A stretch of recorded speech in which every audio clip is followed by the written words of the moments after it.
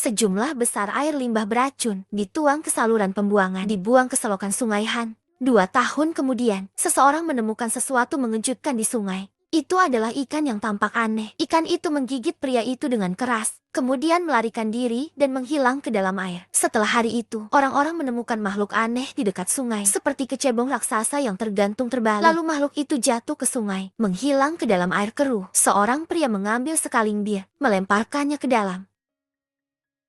Kaleng diambil makhluk itu. Orang-orang membuang semua yang ada di tangan mereka ke dalam air. Tetapi monster itu tidak muncul kembali. Pria itu Pak Gangdu melihat ke samping, seakan tak percaya apa yang dilihatnya. Monster itu naik dan mengamuk, menyerang orang-orang yang tidak bersalah. Semua orang melarikan diri. Gangdu juga ikut berlari, menyelamatkan diri masing-masing dari monster itu. Tidak lama monster itu jatuh. Mereka berlari menjauh dari monster. Saat yang sama, tidak jauh dari sana, seorang wanita sedang mendengarkan musik. Dia tidak tahu ada yang tidak beres di belakang saya. Dia berbalik, melihat ke belakang. Monster menabraknya, dan dia terdorong bersama monster itu. Dia tersangkut di kakinya. Dia tertarik dan terseret bersama monster itu. Orang-orang yang ketakutan bersembunyi di gudang. Monster itu mendobrak pintu dengan mudah, sengaja membantai manusia di dalam untuk menjadi makanannya. Di saat antara hidup dan mati, Gangdu dan seorang pria bergegas membuka pintu gudang, menyelamatkan manusia yang hampir mati. Tetapi itu sama dengan mengeluarkan monster itu. Monster itu mengejar mangsanya lagi. Mereka mengangkat benda berat, memukulnya dengan keras, tetapi di hadapan makhluk tirani seperti itu, mereka hanya seperti domba yang akan disembelih. Dia bersembunyi di bawah mobil. Dia kembali mengangkat benda berat dan memukul ekor. Monster-monster berbalik. Monster itu telah memakan orang itu. Pria itu tidak ragu, berbalik untuk melarikan diri. Tidak sengaja dia bertemu putrinya, membawanya untuk melarikan diri. Tak sengaja mereka terjatuh, meraih lengan putrinya dengan panik. Saat dia melihat ke belakang, ternyata yang dia raih bukan putrinya. Dia sok mengetahui itu. Dia melihat ke arah putrinya, dan monster itu menyerang putrinya, menariknya dengan lidahnya, lalu melompat ke Sungai Han. Melihat putrinya diculik, Gangdu melompat seperti orang gila ke sungai. Tetapi dia tidak bisa berenang. Dia hanya bisa melihat. Monster itu menghilang di air bersama putrinya. Karena kejadian itu, tentara memblokir area Sungai Hai. Pria itu terpaksa harus pergi, diungsikan di tempat pelindungan terdekat. Pak Nemjo juga ada di sana. Dia adalah seorang mahasiswa pengangguran. Putri yang dibawa monster ada di daftar orang yang meninggal. Melihat potret putrinya, keluarganya berduka dan menangis. Dan yang lebih sial lagi, Gangdu mendapatkan kontak fisik dengan monster itu. Para medis berpikir dia mungkin terinfeksi virus. Jadi dia membawa semua anggota keluarga ke tempat medis. Pria itu terbangun di tengah malam untuk makan. Dia tiba-tiba menerima panggilan aneh. Suara putrinya ada di telepon. Putrinya bilang dia terjebak di selokan, tetapi dia belum bisa mengatakan lokasinya sekarang. Setelah itu, telepon terputus. Putrinya memang hidup. Dia tidak dimakan, tetapi terjebak di selokan. Di sekelilingnya hanya ada mayat yang tidak dimakan monster. Dia mengeluarkan telepon milik mayat untuk menghubungi ayahnya lagi. Tetapi ponsel itu juga rusak. Gangdu buru-buru memberitahu polisi bahwa putriku masih hidup, meminta untuk bergegas menyelamatkannya. Tetapi polisi mengira dia sudah gila, mengabaikan permintaannya yang gila, menyuruhnya berdiam diri. Sekeluarga memutuskan lari dari rumah sakit, mengandalkan kekuatan mereka untuk menyelamatkan putrinya. Mereka berlari dari kejaran polisi, menghadang dan menghindar polisi. Mereka mulai mencari di saluran pembuangan. Tetapi selokan di seluruh kota sangat besar, hanya untuk menemukan seorang gadis kecil, seperti mencari jarum di tumpukan jerami. Keluarga yang lelah kembali ke rumah mereka, makan mie instan, mengisi perut, dan detik berikutnya putrinya ada di tengah-tengah mereka dan bersama mereka. Pria itu tidak terkejut melihat pemandangan itu, tetapi memberi makan kepadanya secara alami. Sebenarnya apa yang terjadi? Gadis kecil yang tak berdaya bersembunyi di selokan yang gelap. Dia mengulurkan tangan untuk menangkap setetes air, menyimpan air di telapak tangan Anda, kemudian dengan hati-hati mengambil air, menggunakan jari dan meminumnya. Adegan hangat barusan, hanya ilusi ayahnya saja. Putrinya masih terjebak di selokan oleh monster. Datang suara raungan yang rendah. Gadis itu buru-buru jatuh ke tanah dan berpura-pura mati. Lidah lendir panjang monster itu mengusap ringan wajahnya. Mayat diletakkan. Gadis-gadis seperti mereka itu hanya makanannya. Dan keluarga laki-laki pada saat yang sama mempersiapkan senjata untuk menghadapi monster. Pria itu tiba-tiba menatap keluar jendela. Monster itu mengawasi mereka. Monster itu dekat dari mereka. Kakek mengambil senjatanya, membidik monster itu.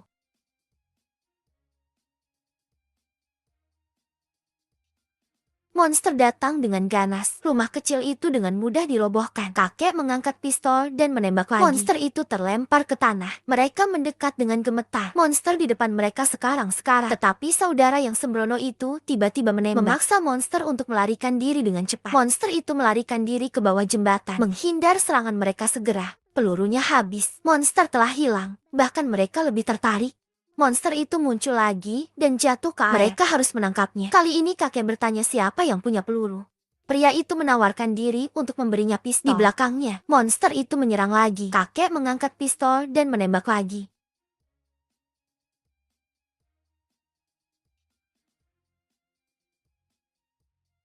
Sebuah kesalahan besar. Peluru habis. Kakek menyuruh mereka pergi dan juga kehilangan nyawanya.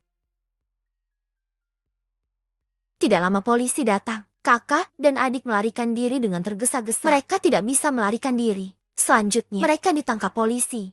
Siapa yang membuang air limbah beracun ke Sungai Han? Itu adalah orang tak bertanggung jawab. Untuk menghindar dari tanggung jawab, memanipulasi opini media, berbohong kepada publik bahwa monster itu berasal dari virus dan keluarga itu yang mungkin membawa virus. Tanpa disadari menjadi objek yang disalahkan. Kakak laki-laki dari cewek itu diam-diam menemukan teman yang bekerja di perusahaan. Komunikasi melalui lav panggilan. Gadis berhasil menemukannya, tetapi dia dikepung. Banyak polisi bergegas masuk.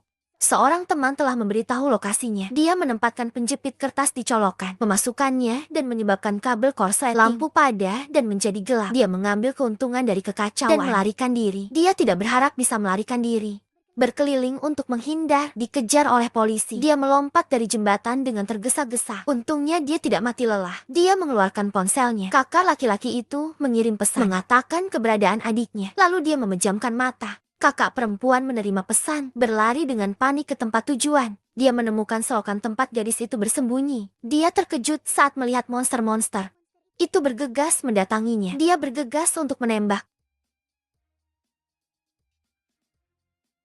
Dan pada saat yang sama, Pak Gongdu ditangkap oleh aparat, diikat di meja operasi demi membodohi publik dan menyembunyikan kebenaran. Membiarkan orang-orang percaya bahwa monster itu adalah sumber virus. Mereka memutuskan untuk memasuki otaknya, mencari virus yang tidak ada. Sebenarnya ini hanya pertunjukan. Tetapi setelah operasi selesai, pria itu memanfaatkan penculikan seorang dokter, kemudian mengancam sopir dan melarikan diri. Dan kakak laki-laki terbangun, ditemani oleh gelandangan, pergi ke selokan untuk menyelamatkan adiknya. Dan gadis itu saat ini punya teman seorang kecil di sisinya. Dia adalah anak laki-laki yang orang tuanya telah meninggal. Dia melepas semua pakaian dari mayat, terhubung menjadi tali tebal, ikat tongkat di ujung yang lain, dan membuangnya. Terjebak di pagar, tapi sayang, talinya terlalu pendek, tidak dapat mencapainya. Gadis itu menjadi tumpuan, menyuruh anak laki-laki itu duluan. Tetapi tiba-tiba, dia mendengar raungan yang familiar lagi. Buru-buru membawa bocah itu ke dalam pipa. Monster itu menjulurkan kepalanya ke dalam, membuka mulutnya yang besar. Gadis itu ketakutan melihat itu. Dia menutup mulutnya. Dia menunggu dan monster ada di depannya.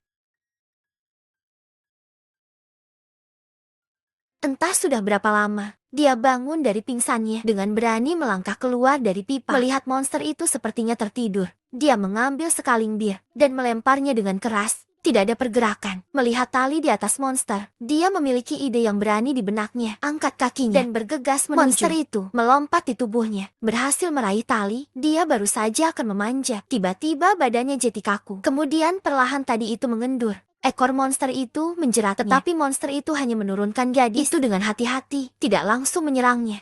Anak laki-laki melihat adegan itu. Dia ketakutan dan kencing di celana. Gadis itu mengambil kesempatan untuk berbalik dan berlari. Monster itu tiba-tiba menjadi marah. Berpindah adegan. Pria datang ke saluran pembuangan. Melihat tulang-tulang yang menumpuk di bawahnya. Dia melihat baju. Jeti tali adalah lencana dengan nama. Anak perempuannya ganggu menangis.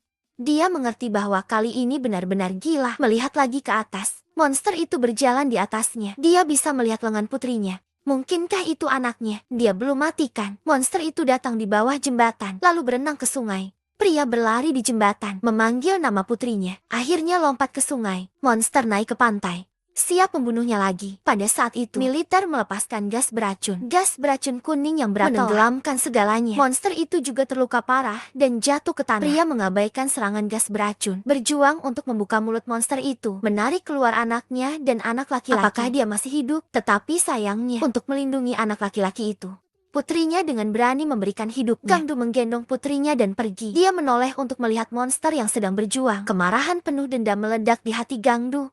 Dia mengambil pipa baja dan bergegas menusuk monster itu dengan keras. Monster itu berdarah, tetapi itu tidak cukup. Saudara melemparkan bom molotov, terus menyerangnya beberapa kali bahkan. Monster harus mundur, memaksanya untuk melarikan diri. Paman gelandangan menuangkan bensin dari atas. Monster itu membuka mulutnya dan meminum bensin itu. Kakak laki-laki menatap dengan dendam. Dia mengangkat bom molotov tinggi-tinggi